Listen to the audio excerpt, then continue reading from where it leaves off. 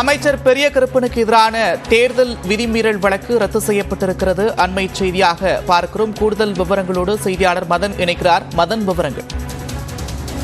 கடந்த 2021ஆம் ஆண்டு சட்டமன்ற தேர்தலின் போது பொது தேர்தல் அது நடத்தை விதிமுறைகளை மீறியதாக பிரச்சாரம் செய்ததாக அமைச்சர் பெரிய கருப்பன் உள்ளிட்ட திமுகவினருக்கு எதிராக சிவகங்கை மாவட்டம் பூலாங்குறிச்சி காவல் நிலையத்தில் 2 வழக்குகள் பதிவு செய்யப்பட்டது.